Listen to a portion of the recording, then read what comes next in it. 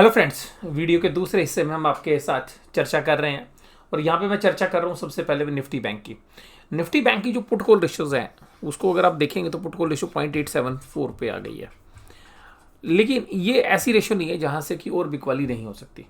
तो हमें लगता है कि ये रेशियो अभी हो सकता है कि 0.56 और 0.65 के बीच में कहीं पर भी ट्रेड करती हुई नजर आए और उस परिस्थिति में बैंक निफ्टी स्टॉक्स में भी आपको सेलिंग देखने के लिए मिल सकती है। निफ्टी 50 के जो स्टॉक्स हैं वहाँ पर अगर आप देखें तो पुट रेशियो 0.45 पर आ गई है, बहुत ही नीचे आ गई है। जनरली ऐसे लेवल्स के ऊपर बाजार संभलने की चेष्टा करते हैं। तो निफ्टी में हो सकता है कि आपको 1 या 2 दिन निचले लेवल से आपको बाजार संभलते हुए नजर आए, पुल बैक करते हुए नजर आए। लेकिन जो आईटी स्टॉक्स हैं क्योंकि वो ओवरसोल्ड है तो हो सकता है कि अभी और टूटने में थोड़ा सा समय लें। यहाँ पर एक पैनिक तो देखिएगा बन गया। आईटी स्टॉक्स का ऊपर जाना तो मुश्किल है इस मंथली एक्सपायरी में, क्योंकि ज़्यादातर रिटेल इन्वेस्टर्स आईटी स्टॉक्स के अंदर फंसे हुए हैं और बाजार अक्सर उनको निकलने नहीं देता।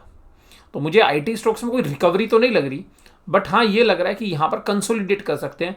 ज़्यादा गिरावट ना होकर हल्की फुल्की गिरावट अभी और हो सकती है 1 या 2 दिन, लेकिन वहाँ पर संभलते हुए नजर आ सकते हैं। जहाँ पर अगर हम बात करें निफ्टी बैंक की, तो निफ्टी बैंक देखिएगा अभी तक आउट परफॉर्म कर रहा था और इस सप्ताह के दौरान हमें लग रहा है क्योंकि इंडेक्स के अंदर एक मैनेजमेंट होती है, तो निफ्टी बैंक की अगर हम पैरामीटर्स को देखें तो निफ्टी बैंक काफ़ी मजबूत नज़र आ रहा है। लेकिन ये मजबूती अपने सपोर्ट लेवल की तरफ है जो 60,000 के ऊपर ये होल्ड कर पा रहा है। अगर निफ्टी बैंक 59,800 की सपोर्ट के नीचे निकलता है तो फिर देखिएगा इसके अंदर भी एक सेलिंग प्रेशर एमर्ज हो सकता है।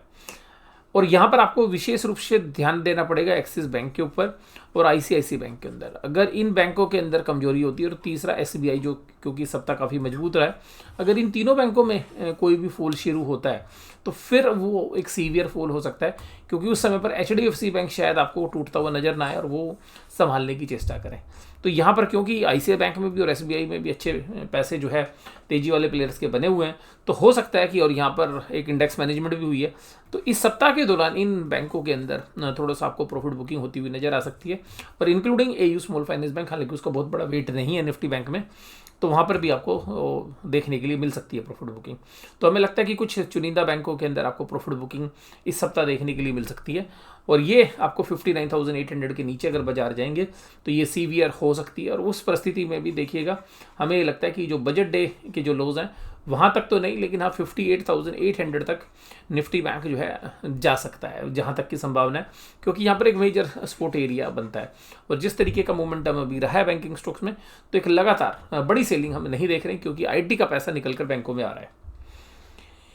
निफ्टी बैंक के अगर वीकली कैंडल्स को देखें तो वीकली कैंडल्स ये बता रही हैं कि पूरे अगर हम 3 महीने की बात करें तो 58,000 और 60,000 के बीच में बाजार झूलता रहा है। अभी बाजार उसके बाहर निकल कर आ गया, तो हो सकता है कि अभी दोबारा से इसी रेंज के अंदर बाजारों में इस सप्ताह के दौरान दोबारा से 58,800 तोड़कर बाजार हो सकता है कि 58 से 60 की लाइन के अंदर आपको ट्रेड करता हुआ नजर आए। उसके बाद अगर निफ्टी बैंक के मंथली कैंडल्स देखें तो तीनों महीने भी आपको यही बता रहे हैं कि तीनों महीनों के अंदर बाजार 58 से 60,000 के बीच में चला है। तो अभी हमें लगता है कि इस रेंज से 60,000 से बाहर निकल कर तो आ गया था निफ्टी बैंक, लेकिन जिस तरीके की अंडरटोन है हमें लगता है कि अब दोबारा से 60,000 के नीचे जाता हुआ आपको नजर आया। निफ्टी आईटी इंडेक्स, आप अगर इस चार्ट को आप देखेंगे तो आप चार्ट को देखते के साथ परेशान हो जाएंगे और परेशान आपको पिछली 7 या 8 कैंडल आपको बता देंगी। देखिएगा बैक टू बैक क्या हुआ। सबसे पहले पहली कैंडल देखिएगा, ये वाली रेड कैंडल, ये रेड कैंडल आपको ये बता रही है कि आईटी स्टॉक्स में जो तेजी हुई वो वास्तव में सब लोगों को लगा कि भाई ये ब्रेकआउट हो गया और 39,500 के ऊपर आईटी स्टॉक्स चले गए। आईटी इंडेक्स में जो दमदार जो चीज़ें देखने के लिए मिली, उसके बाद हमें लगा कि भाई अब यहाँ पे स्टॉप लॉस काट लीजिए। यानी कि मैं एक ट्रेडर के एंगल से बात कर रहा हूँ, तो देखिएगा आईटी स्टॉक्स के अंदर सबके स्टॉप लॉस कट गए।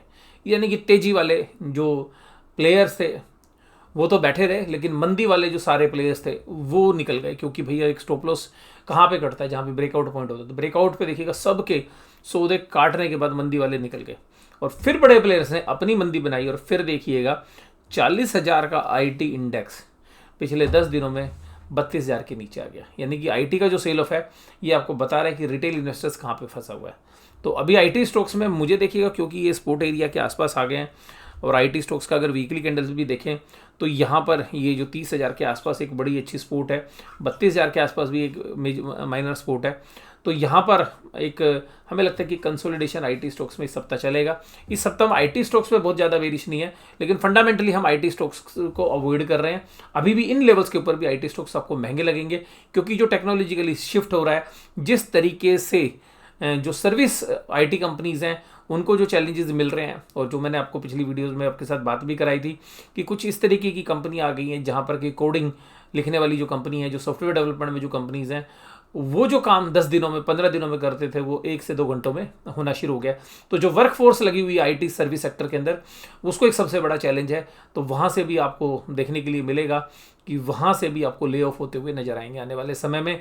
तो ये जो सबसे बड़ी चिंता है वो जो डोमेस्टिक आईटी कंपनीज है, जिन्होंने R&D में पैसा नहीं लगाया, जिन्होंने नई इनोवेशन पे पैसा नहीं लगाया, और एक कैश फ्लो तो जनरेट कर रही थी क्योंकि उनका जो काम था वो संतुलित था, अब उस काम के ऊपर ही चैलेंज आ रहा है। तो आईटी सेक्टर्स के लिए अभी भी फंडामेंटली वीकनेस है, टेक्निकली वीकनेस तो आपको लग ही रही है, लेकिन यहाँ पर आईटी स्टॉक्स कुछ ऐसा लग रहा है जैसे 2008 के अंदर बैंकिंग स्टॉक्स का फॉल हुआ था, उसी तरीके से भी आईटी सेक्टर्स के अंदर जो गिरावट है वो जारी है। तो आईटी जो है अभी भी हमें कंप्लीटली अवॉइड लग रही है।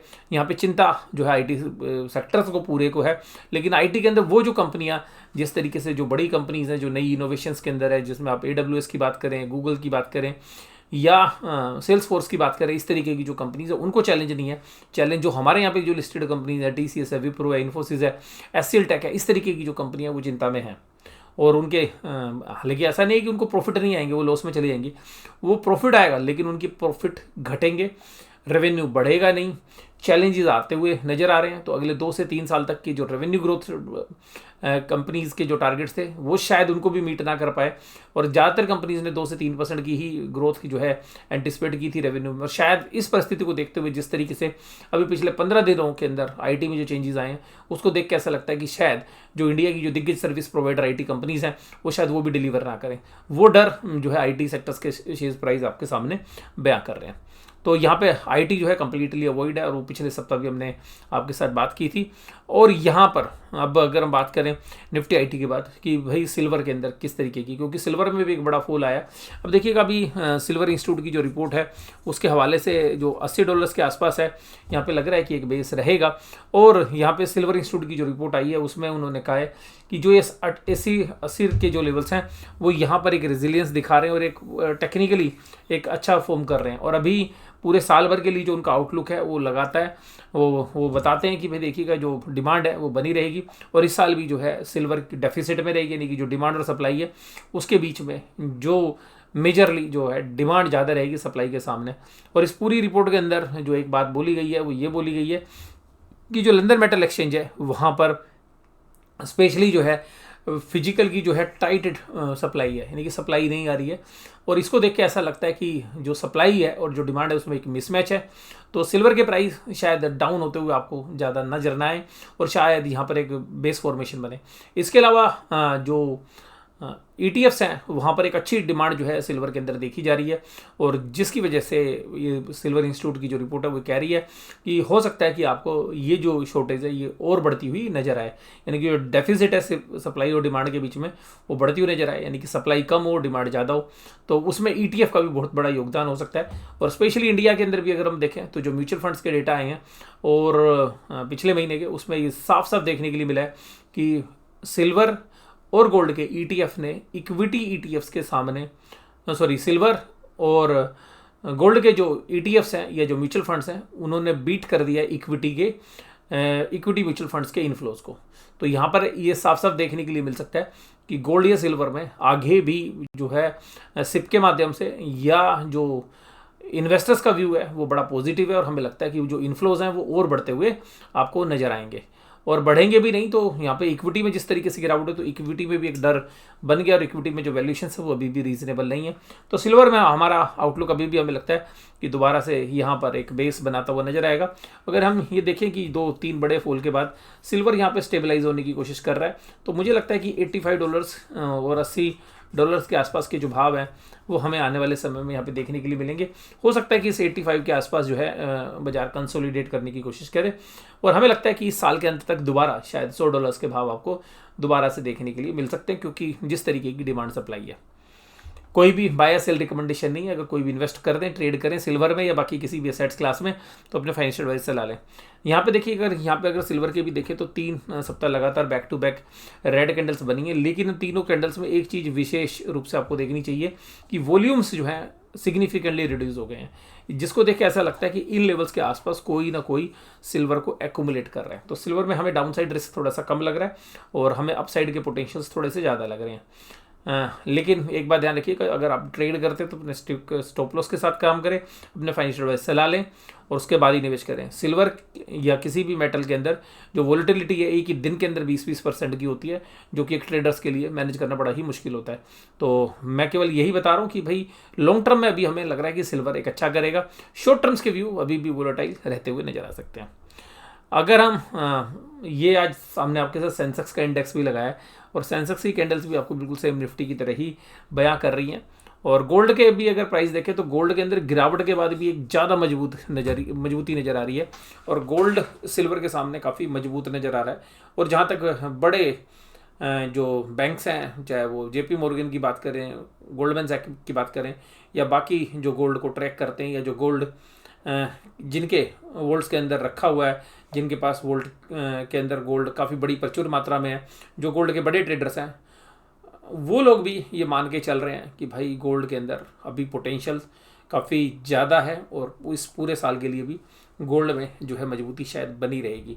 और यही रीज़न है कि हमारे यहाँ पे गोल्ड ETF में भी काफ़ी अच्छा पैसा आ रहा है। बहुत लोग ये भी कहेंगे कि सर इंडियन जो इन्वेस्टर्स है वो टॉप पे आता है, इसलिए आप ऐसा कह सकते हैं। देखिएगा, हो सकता है कि बिल्कुल टॉप पे इन्वेस्टर्स आए हैं गोल्ड में या सिल्वर में और जो इन्फ्लोज बढ़े हैं, लेकिन उन सब के बावजूद भी हमें लगता है कि गोल्ड अभी सिल्वर के सामने थोड़ा ज़्यादा मजबूत नज़र आ रहा है। और सिल्वर की हालांकि इंडस्ट्रियल डिमांड भी है, बट सिल्वर का एक नेचर होता है कि सिल्वर थोड़ा सा वोलेटाइल है, वाइल्ड मूव करता है। तो यहाँ पर अभी जो टेक्निकल पैरामीटर्स पे फंडामेंटली गोल्ड के अंदर तो देखिएगा सेफ हेवन डिमांड जो बनी हुई है, लेकिन सिल्वर भी यहाँ पर एक बेस फॉर्मेशन कर रहा है। बस इस वीडियो के साथ मैं आज की चर्चा अपनी समाप्त करता हूँ यहीं पे। आज हमने काफ़ी मुद्दों पर आपके साथ बात की। आज हमने IT के ऊपर भी बात की, गोल्ड सिल्वर पे बात की, निफ्टी बैंक निफ्टी पे बात की, हमने स्टॉक स्पेसिफिकली एक महीने में कौन से शेयर्स के अंदर क्या मूवमेंट रही, वो भी सब चर्चा आज आपके साथ की। ये वीडियो आपको कैसी लगी जरूर से जरूर कमेंट बॉक्स से बताइएगा। वीडियो अगर अच्छी लगी हो तो आप लाइक करिए, अगर आप चैनल पर पहली बार जुड़े हैं तो सब्सक्राइब करना ना भूलें। Thank you very much.